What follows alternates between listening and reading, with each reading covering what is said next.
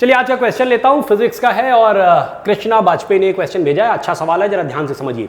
तो क्वेश्चन में ये दिया गया है कि there are 24 identical cells each of resistance 0.5 ohm. ठीक, तो 0.5 ओम के 24 सेल्स हैं। देखिए मैंने यहाँ पे एक फिगर के माध्यम से दिखाया है।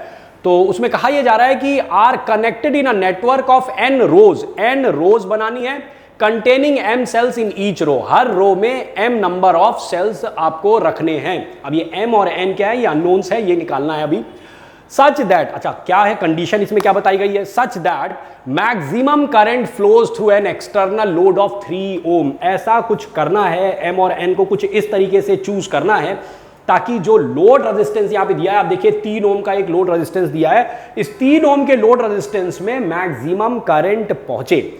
अब देखिए ऐसा है कि जब मैं इंजीनियरिंग में था तो हम लोग इंजीनियरिंग में एक थ्योरम पढ़ते हैं, आप उसको यहाँ पर अप्लाई कर सकते हैं। वो सिंपल सी थ्योरम है, अभी समझा देता हूँ। तो थ्योरम का नाम पहले लिखता हूँ। थ्योरम का नाम था मैक्सिमम पावर ट्रांसफर थ्योरम। अब देखिए इस थ्योरम में थ्योरम बहुत सिंपल सी है। थ्योरम ये कहती है कि अगर कोई एक आपको नेटवर्क गिवन है, उसमें सेल्स लगे हैं, बैटरी लगी है, क्या कहते हैं रेजिस्टेंस वगैरह जो कुछ भी लगा है, इस ब्लैक बॉक्स को मान लीजिए, इस ब्लैक बॉक्स के बाहर एक एक्सटर्नल रेजिस्टेंस लगा है। तो थ्योरम ये कहती है कि इस ब्लैक बॉक्स के द्वारा एक्सटर्नल रेजिस्टेंस को मैक्सिमम पावर तब ट्रांसफर की जाएगी जब इसका टोटल रेजिस्टेंस एक्सटर्नल लोड के बराबर होगा। This is the maximum power transfer theorem. अच्छा बात यह है कि जब पावर ट्रांसफर होगी तो पावर होती क्या है, पावर हो जाती है P = I²R। तो भाई बात सिंपल सी है कि जिस समय मैक्सिमम पावर ट्रांसफर होगी तो करंट भी उस समय क्या होगी, मैक्सिमम होगी। और आपसे कंडीशन करंट के ऊपर पूछी गई है ना, मैक्सिमम करंट ट्रांसफर कराइए। तो मैक्सिमम करंट इस लोड को तभी मिलेगी जब मैक्सिमम पावर ट्रांसफर हो रही होगी, और मैक्सिमम पावर तब ट्रांसफर होगी जबकि इस पूरे ब्लैक बॉक्स का जो रेजिस्टेंस है वो एक्सटर्नल लोड के बराबर होगा, यानी कि 3 ओम के बराबर होगा। यानी कि अब निष्कर्ष यह निकलता है कि हमें m और n इस प्रकार से चूज करना है कि ये जो नेटवर्क आपको दिख रहा है, इस नेटवर्क का रेजिस्टेंस 3 ओम के बराबर होना चाहिए। This is the you can say conclusion of this whole discussion. तो अब आप क्या करेंगे, तो बस देखिए हिट एंड ट्रायल।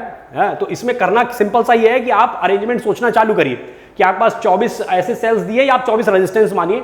मैं 24 के 24 रेजिस्टेंस अगर सीधे सीधे लगा देता हूं, यानी कि सीरीज में लगा देता हूं, तो उसका रेजिस्टेंस कितना आ जाएगा, 24 इंटू 0.5 को 1/2 लिख देता हूं, तो रेजिस्टेंस आ जाएगा ये 12 ओम। ठीक, तो एक्सटर्नल रेजिस्टेंस तो 3 ओम का है, यानी कि ये ऑप्शन तो नहीं हो सकता है। दूसरा क्या अरेंजमेंट करेंगे, दूसरा अरेंजमेंट ये करते हैं कि चलो 24 को 2 पार्ट में डिवाइड कर देते हैं, 12 सेल्स एक रो में और 12 सेल्स दूसरी रो में। तो मैं अगर एक रो को पकड़ लेता हूं, उसका रेजिस्टेंस निकालता हूं, तो क्या हो जाएगा 12 into 1/2, that gives you 6 ohm resistance. लेकिन ये एक रो का रेजिस्टेंस हुआ।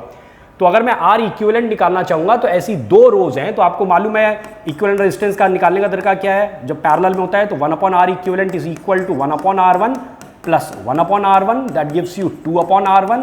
यानी कि आप कह सकते हैं R इक्विवेलेंट की वैल्यू कितनी आ गई, R1/2, तो 6/2 हो जाएगा, and that gives you 3 ohm resistance, right, जो कि हमारी रिक्वायरमेंट थी। यानी हमारी रिक्वायरमेंट फुलफिल हो गई। तो हमें यही काम करना है, 12 सेल्स जो है एक रो में, 12 सेल्स दूसरी रो में, यानी हम कह सकते हैं कि हमारी m की जो वैल्यू आ गई, यानी एक रो में जो नंबर ऑफ सेल्स है वो 12 और रोज की संख्या कितनी होगी, 2।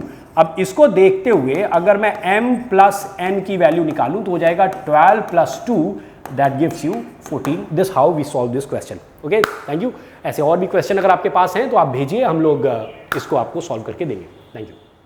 हेलो बच्चों, तो इंटरफेस क्लासेस में इस समय हम लोग काम कर रहे हैं डाउट क्लियरिंग वीडियोस पे। तो अगर आप भारत के किसी भी कोने में बैठ के IIT JEE या नीट की तैयारी कर रहे हैं और आपको किसी भी प्रकार की फिजिक्स, केमिस्ट्री, मैथ्स या बायोलॉजी में प्रॉब्लम होती है, मतलब कि चाहे वो कंसेप्चुअल डाउट हो या न्यूमेरिकल डाउट हो, तो आपको करना क्या है, आप इंटरफेस क्लासेस की वेबसाइट पे जाइए www.interfaceclasses.com, और वहां पे स्टूडेंट्स के लिए एक अलग से डाउट कॉर्नर बनाया गया है। What you have to do is कि अपने नाम और सब्जेक्ट के साथ अपने डाउट को वहां पे पोस्ट कर दीजिए। फिर मैं या मेरे साथ के और भी जो टीचर्स हैं जो हम लोग मिलकर इंटरफेस क्लासेस में पढ़ाते हैं, हम आपके उस डाउट का सोल्यूशन देंगे आपको वीडियोस के माध्यम से या टेक्स्ट के माध्यम से।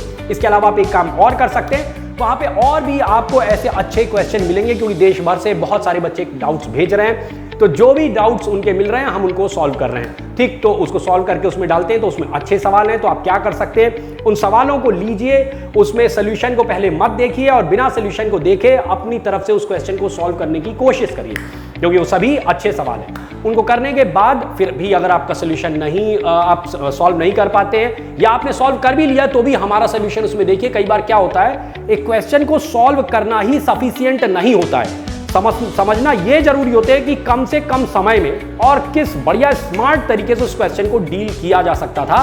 शायद आपने वैसे ना किया हो, तो आप हमारा भी सोल्यूशन उसमें देखिए और उसमें जो कुछ आपको सीखने को मिलता है उसे सीखिए और IIT JEE और नीट के लिए अपने आप को पूरी तरीके से तैयार करिए।